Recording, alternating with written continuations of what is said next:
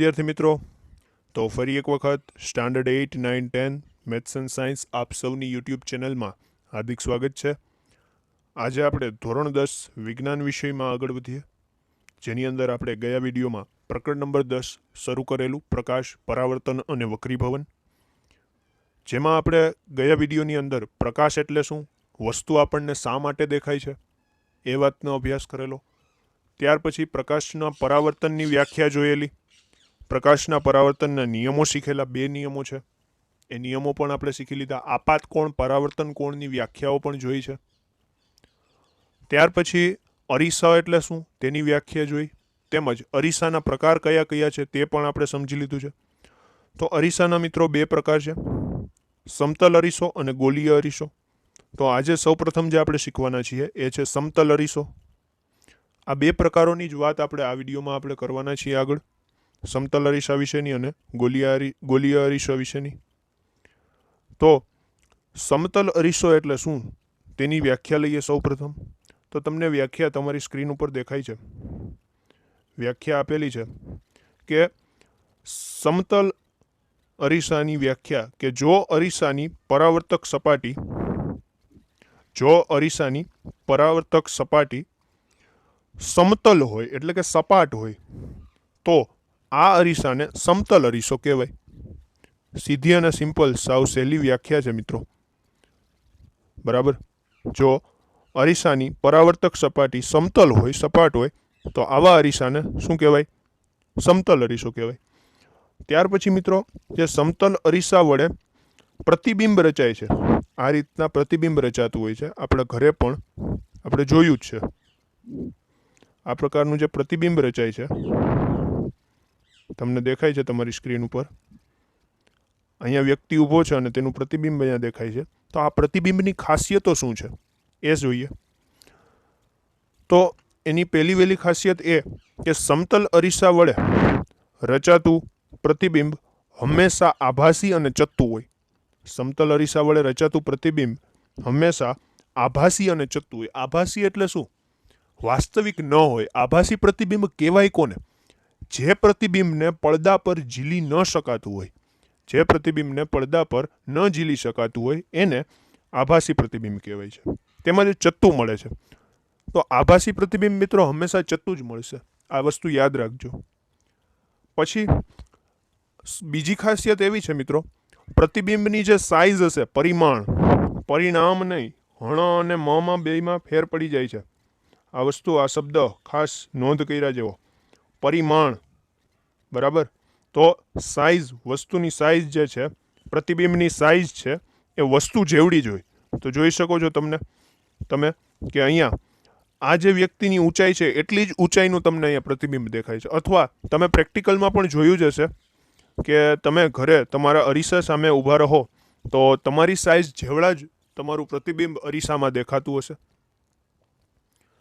ત્યાર પછી બીજી ખાસિયત જોયા પછી હવે ત્રીજી ખાસિયત જોઈએ કે વસ્તુના અરીસાથી જેટલા અંતરે આગળ હોય, વસ્તુ અરીસાથી જેટલા અંતરે આગળ હોય એટલા જ અંતરે વસ્તુનું પ્રતિબિંબ અરીસાના પાછળના ભાગમાં રચાય છે. એટલે શું? ધારો કે અરીસો અહીંયા છે મિત્રો, અહીંયા હું દર્શાવું કે જે અરીસો છે એ આ રીતનો અહીંયા છે. ચાલો, અને આપણે અહીંયા કોઈ વ્યક્તિને ઊભો રાખી દીધો છે. સમજાય છે? તો એ વ્યક્તિ અરીસાથી આટલા અંતરે છે, ધારો કે 5 સેન્ટીમીટરના અંતરે છે. કેટલા અંતરે? 5 સેન્ટીમીટરના અંતરે છે. તો જે પ્રતિબિંબ આપણને દેખાતું હશે એ પણ અરીસાની પાછળના ભાગમાં 5 સેન્ટીમીટરના અંતરે જ હશે. કેટલા સેન્ટીમીટરના અંતરે? 5 સેન્ટીમીટરના જ અંતરે હશે. સમજાય છે? તો બસ એ જ વસ્તુ છે, એની ખાસિયત છે. પછીની ખાસિયત જોઈએ કે વસ્તુના પ્રતિબિંબમાં બાજુઓ ઉલટાયેલી હોય છે. ઉલટાયેલી હોય એટલે કે વસ્તુની જે ડાબી બાજુ હોય એ પ્રતિબિંબની જમણી બાજુ તરીકે વર્તે અને વસ્તુની જે જમણી બાજુ હોય એ પ્રતિબિંબની ડાબી બાજુ તરીકે દેખાય. આ વસ્તુ આપણે વાસ્તવિક રીતે પણ જોયેલી જ છે. તમારા ઘરે આપણે સૌએ જોયેલી છે. તો આ 4 ખાસિયતો યાદ રાખવાની છે. 2 માર્કની અંદર પૂછાઈ શકાય તેવો પ્રશ્ન છે આ. ત્યાર પછી આગળ વધીએ તો સમતલ અરીસાના ઉપયોગો. સમતલ અરીસાના બે ઉપયોગો અહીંયા આપેલા છે. સમતલ અરીસો દર્પણ તરીકે વપરાય છે, જે આપણે રોજ વાપરીએ છીએ એ. અને સમતલ અરીસો પેરિસ્કોપ અને કેલિડોસ્કોપ બનાવવામાં પણ વપરાય છે.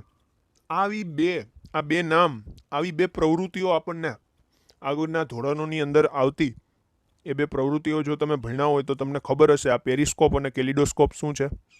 નહીતર આ નામ યાદ રાખો અત્યારે, પેરિસ્કોપ અને કેલિડોસ્કોપ.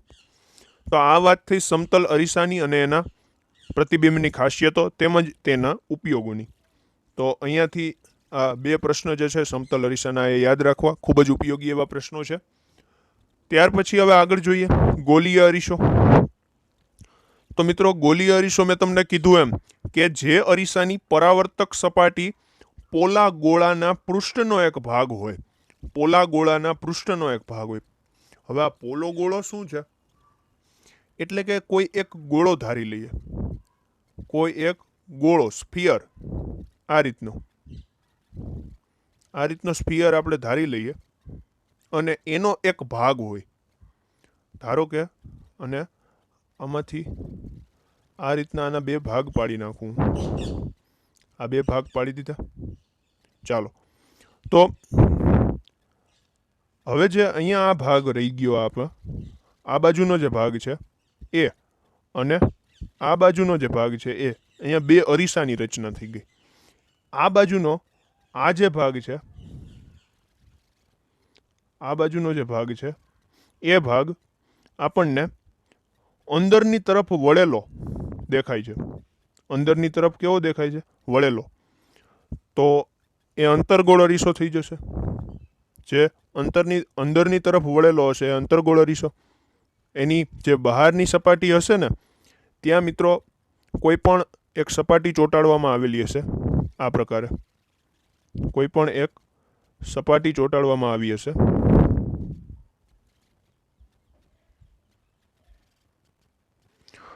તો ગોલીય અરીસો એટલે કે જેની સપાટી વક્રાકાર હોય. ટૂંકમાં એમ આપણે સમજી શકીએ કે જેની સપાટી કેવી હોય? વક્રાકાર હોય. એ અરીસાને ગોલીય અરીસો કહેવાય છે. તો ગોલીય અરીસાની પરાવર્તક સપાટી અંદરની કે બહારની તરફ વક્રાકાર હોય છે. તમે અહીંયા જોઈ શકો છો બંને પ્રકારના અરીસા અહીંયા આપણને આપેલા જ છે, અંતર્ગોળ અને બહિર્ગોળ. આ જે અંતર્ગોળ અરીસો છે, અંતર્ગોળ અરીસો અહીંયા દર્શાવવામાં આવેલો છે. એ અરીસાની બહારની નહીં પણ આ અંદરની સપાટી જે છે એ વક્રાકાર છે. તેમજ અહીંયા ચોક્કસ પ્રકારનું કંઈક પરાવર્તન થઈ શકે એવું અપારદર્શક માધ્યમ લગાવેલું છે, બ્લુ કલરનું જે તમને દેખાય છે એ. બરાબર. તો આપણે અંતર્ગોળ અરીસાની વ્યાખ્યા જોઈએ. સૌપ્રથમ ગોલીય અરીસાના બે પ્રકાર છે. ગોલીય અરીસાના કયા કયા? અંતર્ગોળ અરીસો અને બહિર્ગોળ અરીસો. અંતર્ગોળ અરીસો કોને કહેવાય? જે ગોલીય અરીસાની પરાવર્તક સપાટી અંદરની તરફ વક્રાકાર હોય. નામ ઉપરથી જ ખબર પડી જાય, અંતર્ગોળ એટલે અંદરની તરફ વક્રાકાર હોય અને બહિર્ગોળ એટલે બહારની તરફ વક્રાકાર સપાટી હોય. જોઈ શકો છો, જે પરાવર્તક સપાટી છે એ બહારની તરફ હશે. આમાં પરાવર્તક સપાટી કઈ તરફ હશે? બહારની તરફ. એટલે કે પ્રકાશ, જે પ્રકાશ છે, પ્રકાશના કિરણો છે એ આ બાજુથી આવશે. બરાબર. આમ અથડાશે અને પછી એનું પરાવર્તન થશે આ તરફ. સમજાય છે? આ બહિર્ગોળ અરીસો થયો. અને અંતર્ગોળ અરીસામાં શું થશે? પ્રકાશના કિરણો આવશે કઈ તરફથી?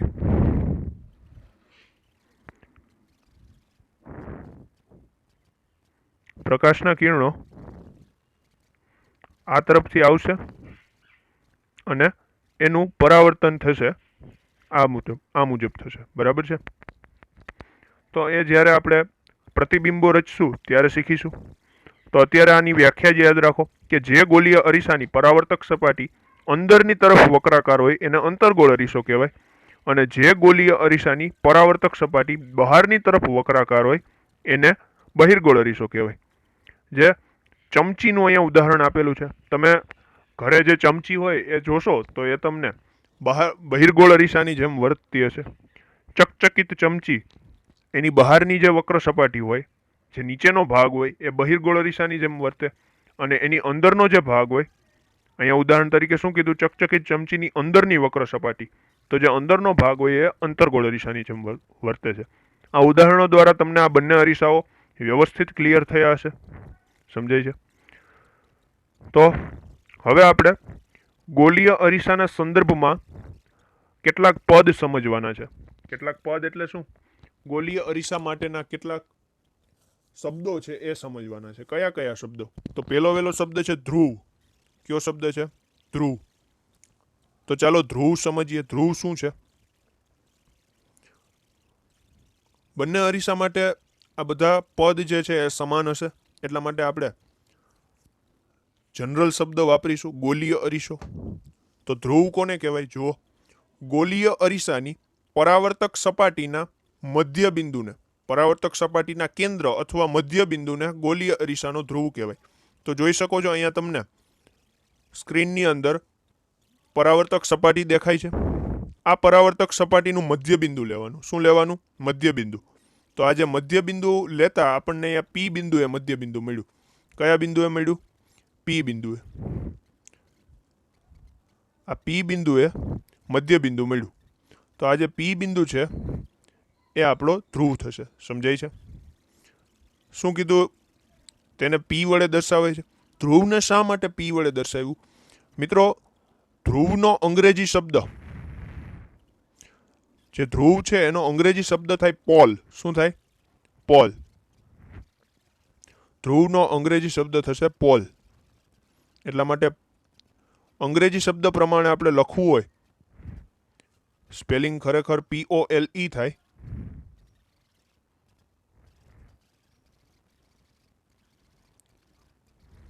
પોલ. તો અંગ્રેજી શબ્દનો આપણે પહેલો મૂળાક્ષર પી અહીંયા લીધેલો છે. ધ્રુવ છે એ અરીસાની સપાટી ઉપર હોય છે. ધ્રુવ ક્યાં હોય? અરીસાની સપાટી ઉપર. એટલે કે અહીંયા હોય, જે આ બિંદુ છે, વ્યવસ્થિત દર્શાવું હું તમને. તો જે આ અરીસાની સપાટીનો જે ઉપરનો ભાગ છે, વ્યવસ્થિત દેખાય એટલા માટે મેં આ ઝૂમ કરેલું છે. ઉપરનો ભાગ છે, જે આ પ્રકાશ અથડાશે એને આપણે કહેશું ધ્રુવ પી. સમજાય છે? એટલે કે એ અરીસાની સપાટી પર હોય, ઉપર હોય. સમજાય છે આ વસ્તુ? ત્યાર પછી આગળ સમજીએ વક્રતા કેન્દ્ર. બીજો શબ્દ વક્રતા કેન્દ્ર એટલે શું? કે ગોલીય અરીસાની પરાવર્તક સપાટી, જે પોલા ગોળાનો એક ભાગ હોય. આપણે અગાઉ વાત કરી, આ ગોલીય અરીસા જે છે એ એક પોલા ગોળાનો ભાગ છે. કોનો ભાગ છે? પોલા ગોળાનો ભાગ. તો વક્રતા કેન્દ્ર કહેવાય કોને? જુઓ, અહીંયા હું અંતર્ગોળ અરીસાની તમને રચના દેખાડું તો એક ગોળામાંથી એક ભાગ કાપેલો છે. એક ભાગ કાપેલો છે, એને આપણે અંતર્ગોળ અરીસો કીધો છે ને. તો આ જે ગોળો છે, આ ગોલીય કવચ જે છે, અથવા ગોળો કહી દો, પોલા ગોળાને ગોલીય કવચ પણ કહેવાય. તો આ જે ગોળો છે એનું જે કેન્દ્ર તમને અહીંયા સી દેખાઈ રહ્યું છે, કેન્દ્ર સી જે છે, એ કેન્દ્ર સી ને જ આપણે વક્રતા કેન્દ્ર કહેશું. તો વક્રતા કેન્દ્રની વ્યાખ્યા શું થાય? કે ગોલીય અરીસો જે પોલા ગોળાનો ભાગ છે એ ગોળાના કેન્દ્રને વક્રતા કેન્દ્ર કહેવાય. આ વસ્તુ યાદ રાખવી ખાસ. વ્યાખ્યાઓ, આ બધી વસ્તુઓ આવડતી હશે તો જ આ પાઠમાં તમે આ પ્રશ્નના જવાબો આપી શકશો. એટલા માટે હજી ન સમજાય તો આ વસ્તુ વિડીયો વારંવાર બીજી વખત જોવો, લખીને પાકું કરવાની કોશિશ કરો, તો જ વસ્તુ આ યાદ રહેશે. તેને આપણે સી વડે દર્શાવ્યું છે, કારણ કે કેન્દ્ર છે, સેન્ટરનો સી થાય એટલા માટે. પછી વક્રતા કેન્દ્ર જે છે એ અરીસાનો સૌથી નાનો ભાગ છે. સોરી, વક્રતા કેન્દ્ર એ અરીસાનો ભાગ નથી. વક્રતા કેન્દ્ર એ અરીસાનો ભાગ નથી. એટલે શું? વક્રતા કેન્દ્ર જુઓ, સી ક્યાં આવેલું છે? જોઈ શકો છો તમે, અહીંયા સી આવેલું છે. તો એ અરીસાથી ઘણું દૂર છે. એટલા માટે આપણે કહી શકીએ કે વક્રતા કેન્દ્ર એ ગોલીય અરીસાનો ભાગ નથી. સમજાય છે આ વાત? તે અરીસાની પરાવર્તક સપાટીની બહારના ભાગમાં હોય છે. એ વાત આપણે અહીંયા કરી લીધી છે. પછી શું કીધું? કે અંતર્ગોળ અરીસાનું વક્રતા કેન્દ્ર તેની સામે હોય છે, અરીસાની સામે હોય છે. અંતર્ગોળ અરીસામાં જે છે વક્રતા કેન્દ્ર એ અરીસાની સામે હોય. અરીસો અહીંયા હોય તો વક્રતા કેન્દ્ર આ તરફ હોય. કઈ તરફ હોય? આ તરફ. અને બહિર્ગોળ અરીસામાં ઉલટું હોય મિત્રો. બહિર્ગોળ અરીસામાં અહીંયા બહિર્ગોળ અરીસો દર્શાવેલો છે. બહિર્ગોળ અરીસામાં વક્રતા કેન્દ્ર આ તરફ હશે, એટલે કે પાછળની તરફ હશે. સમજાય છે? તો આ વસ્તુ સમજવાની છે. આગળ જોઈએ વક્રતા ત્રિજ્યા. વક્રતા કેન્દ્ર જોયું, હવે આપણે જોઈએ વક્રતા ત્રિજ્યા. તો ત્રિજ્યા, પેલા તો ત્રિજ્યા એટલે શું? ત્રિજ્યા આપણે સમજ્યા છીએ વર્તુળની અંદર ગણિતમાં આવે. આ રીતનું વર્તુળ હોય તો એના કેન્દ્રથી વર્તુળ સુધીનું અંતર, એનું કેન્દ્ર કોઈ અહીંયા આવેલું હોય અને ત્યાંથી આટલું અંતર, એને કહેવાય આપણે ત્રિજ્યા. તો અહીંયા પણ કંઈક એવું જ છે. શું છે વ્યાખ્યા જુઓ. ગોલીય અરીસાની પરાવર્તક સપાટી જે પોલા ગોળાનો એક ભાગ છે, અહીંયા પણ એ જ પોલા ગોળાની વાત કરેલી છે, એ પોલા ગોળાની ત્રિજ્યાને ગોલીય અરીસાની વક્રતા ત્રિજ્યા કહેવાય. ફરીથી હું તમને ગોળો દર્શાવવાની કોશિશ કરીશ. અહીંયા જે આ ગોળામાંથી ભાગ બનેલો છે તેમાં તમને ત્રિજ્યા આર વ્યવસ્થિત રૂપે દર્શાવેલી છે. સી થી અહીંયા અરીસા સુધીનું અંતર જે છે એને વક્રતા ત્રિજ્યા કહેવાય. તો વક્રતા ત્રિજ્યાની વ્યાખ્યા યાદ રાખો. ગોલીય અરીસો જે પોલા ગોળાનો ભાગ છે એ પોલા ગોળાની ત્રિજ્યાને ગોલીય અરીસાની વક્રતા ત્રિજ્યા કહે છે. સમજાય છે? હવે આગળની વાત કરીએ વક્રતા ત્રિજ્યા વિશે. શું કહે છે? તેને આર વડે દર્શાવે છે. રેડિયસ, ત્રિજ્યાને અંગ્રેજીમાં રેડિયસ કહેવાય. તો રેડિયસનો આર થાય એટલા માટે. અંતર જે પી થી સી છે, અંતર પી થી સી એટલે કે ધ્રુવ પી થી વક્રતા કેન્દ્ર સી સુધીનું અંતર. ધ્રુવ પી થી વક્રતા કેન્દ્ર સી સુધીનું અંતર, એને જ કહેવાય વક્રતા ત્રિજ્યા. ધ્રુવ પી થી સી સુધીનું અંતર એટલે કે આટલું અંતર, અહીંયાથી આટલું અંતર જે છે એને કહેવાય વક્રતા ત્રિજ્યા. ચાલો આગળ વધીએ. હવે મુખ્ય અક્ષની વાત કરીએ. મુખ્ય અક્ષ ગોલીય અરીસાના ધ્રુવ પી અને વક્રતા કેન્દ્ર સી માંથી પસાર થતી એક કાલ્પનિક રેખા, વાસ્તવિક રેખા નહીં, કાલ્પનિક રેખા, એની માત્ર આપણે કલ્પના જ કરવાની છે. હકીકતમાં આવી કોઈ રેખા હોતી નથી, પરંતુ આપણે એક કલ્પના કરી લીધી કે ચાલો અહીંયા એક ધ્રુવ પી અને વક્રતા કેન્દ્ર સી માંથી પસાર થતી એક રેખા હશે.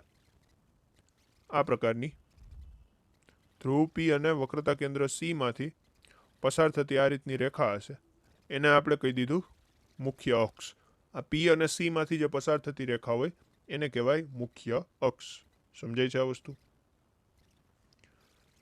તો આથી મુખ્ય અક્ષની વ્યાખ્યા. કાલ્પનિક રેખા હોય, વાસ્તવિક ન હોય. તો મુખ્ય અક્ષ એ ગોલીય અરીસાને ધ્રુવ આગળ લંબ હોય છે. મુખ્ય અક્ષ જે છે એ ગોલીય અરીસાનો જે ધ્રુવ હોય ને તેની પાસે લંબ હોય, એટલે કે અહીંયા કાટખૂણો બનાવતી હોય. શું બનાવતી હોય? કાટખૂણો. કાટખૂણો બનાવતી હોય. આ મુખ્ય અક્ષ જે છે આ એ બિંદુ પી આગળ કાટખૂણો એટલે કે 90 અંશનો ખૂણો બનાવતી હોય. સમજાય છે? તો ચાલો હવે આગળ વધીએ. મુખ્ય અક્ષ એ ધ્રુવ આગળ લંબ હોય છે. પછી સમજીએ હવે મુખ્ય કેન્દ્ર, ફોકલ પોઈન્ટ અંગ્રેજીમાં કેવું હોય તો મુખ્ય કેન્દ્ર સમજ્યા જેવી વસ્તુ છે. અંતર્ગોળ અરીસા ઉપર આપાત થતા જે મુખ્ય અક્ષ છે, અંતર્ગોળ અરીસા પર આપાત થતા મુખ્ય અક્ષને સમાંતર પ્રકાશના કિરણો દ્વારા પરાવર્તન પામી, અરીસા દ્વારા પરાવર્તન પામી મુખ્ય અક્ષના જે બિંદુએ કેન્દ્રિત થાય એ બિંદુને અંતર્ગોળ અરીસાનું મુખ્ય કેન્દ્ર કહે છે. સમજો હવે. હવે અહીંયા અંતર્ગોળ અરીસો છે. અંતર્ગોળ અરીસો આ રીતનો આપેલો છે આપણને અને એની મુખ્ય અક્ષ આ છે. આ મુખ્ય અક્ષને સમાંતર આપાત થવા જોઈએ, એટલે કે મુખ્ય અક્ષને ક્યાંય છેદવા ન જોઈએ પ્રકાશના કિરણ, અને પછી પરાવર્તન પામી જે બિંદુએ ભેગા થાય એ બિંદુને મુખ્ય કેન્દ્ર એફ કહેવાય છે. તો વ્યાખ્યા યાદ રાખો કે મુખ્ય અક્ષને સમાંતર આવતા પ્રકાશના કિરણો અરીસા દ્વારા પરાવર્તન પામી જે બિંદુએ ભેગા થાય તે બિંદુને અરીસાનું મુખ્ય કેન્દ્ર કહે છે. સમજાય છે આ વસ્તુ? આ વાત થઈ અંતર્ગોળ અરીસામાં. કોનામાં? અંતર્ગોળ અરીસામાં. હવે વાત કરીએ બહિર્ગોળ અરીસામાં. તો બહિર્ગોળ અરીસામાં થોડુંક જુદું છે મિત્રો. અહીંયા આપણે એવું કીધું અંતર્ગોળ અરીસામાં કે પરાવર્તન મુખ્ય અક્ષના જે બિંદુએ કેન્દ્રિત થાય. સમજાય છે? પરંતુ હવે બહિર્ગોળ અરીસામાં જુદું છે. શું છે જુઓ કે બહિર્ગોળ અરીસા પર આપાત થતા મુખ્ય અક્ષને સમાંતર જ પ્રકાશના કિરણો અરીસા દ્વારા પરાવર્તન પામી મુખ્ય અક્ષ પરના જે બિંદુએથી આવતા હોય તેવો ભાસ થાય તે બિંદુને બહિર્ગોળ અરીસાનું મુખ્ય કેન્દ્ર કહે છે. હવે આ વસ્તુ હું સમજાવું તમને. અહીંયા બહિર્ગોળ અરીસો આપેલો છે આપણને. આ બહિર્ગોળ અરીસામાં આ રીતનો બહિર્ગોળ અરીસો છે. આ એની મુખ્ય અક્ષ છે. એમાં એને સમાંતર આવતા પ્રકાશના કિરણો હોય એ હંમેશા જુદા પડતા હોય, વિકેન્દ્રિત થતા હોય. બરાબર છે?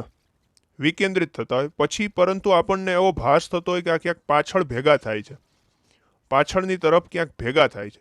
તો એ જ્યાં પાછળની તરફ ભેગા થતા હોય એવું લાગે એ બિંદુને કહેવાય બહિર્ગોળ અરીસાનું મુખ્ય કેન્દ્ર. સમજાય છે આ વાત?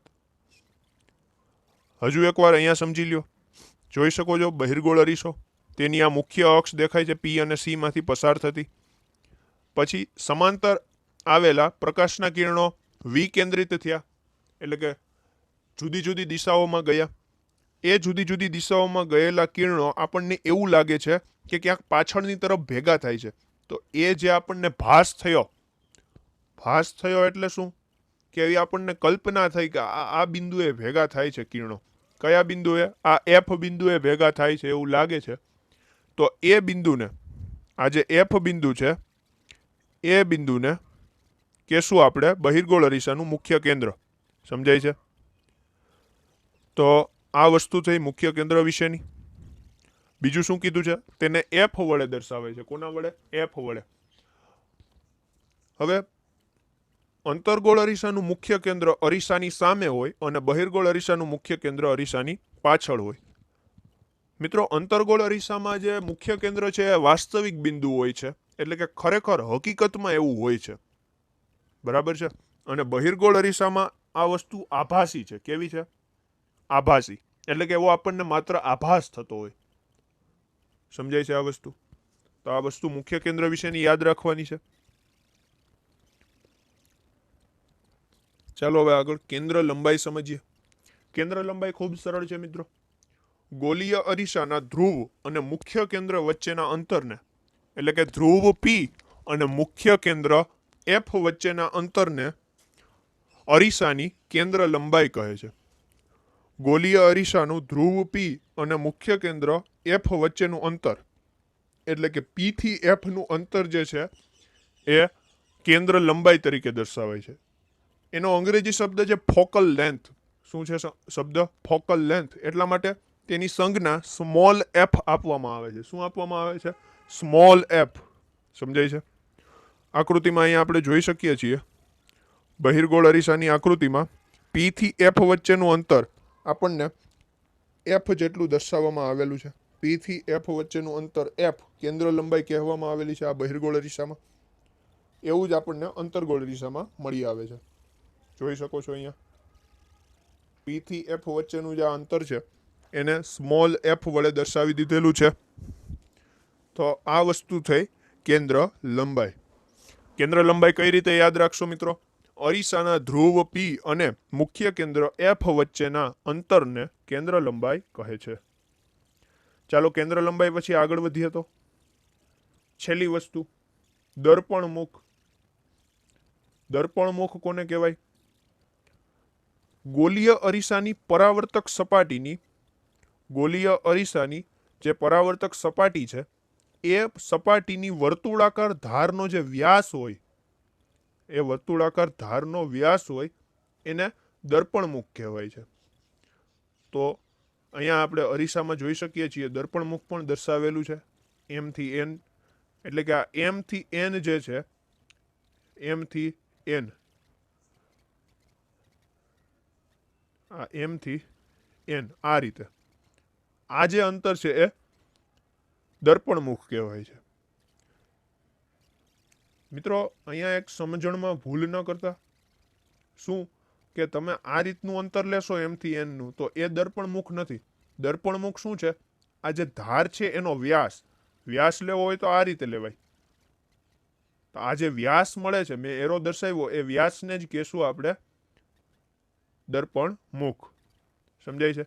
તો યાદ રાખો દર્પણમુખની વ્યાખ્યા, કામ આવશે. ગોલીય અરીસાની જે પરાવર્તક સપાટી છે એની વર્તુળાકાર ધારનો વ્યાસ, ગોલીય અરીસાની પરાવર્તક સપાટીની વર્તુળાકાર ધારનો વ્યાસ એટલે દર્પણમુખ.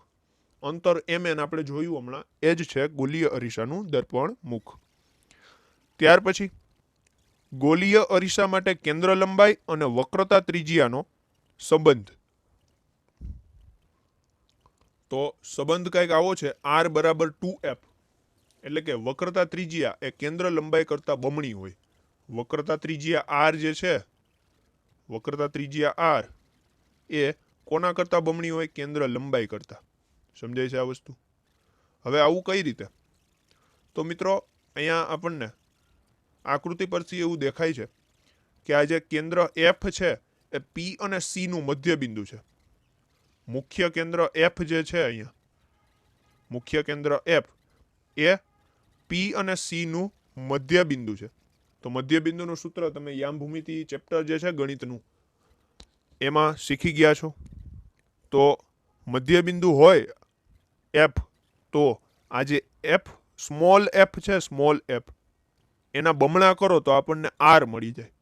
એટલા માટે આપણે એવું કહી શકીએ કે r is equals to 2f. આ સંબંધ યાદ રાખવો, ટૂંકા ટૂંકા પ્રશ્નોત્તરની અંદર કામ લાગે એવો સંબંધ છે. બરાબર છે? તો હવે જે 11મા પ્રશ્નથી વાત કરવાની છે એ આપણે આવતા વિડીયોથી કરીશું. કારણ કે એ બધી વાત છે એ ગોલીય અરીસા વડે પ્રતિબિંબ કેમ રચવું એ વસ્તુ છે. એટલા માટે એ નેક્સ્ટ વિડીયોથી સમજશું. તો આ વિડીયોમાં અહીંયા સુધી રાખીએ. હવે આગળનો અભ્યાસ નેક્સ્ટ વિડીયોથી કરીશું.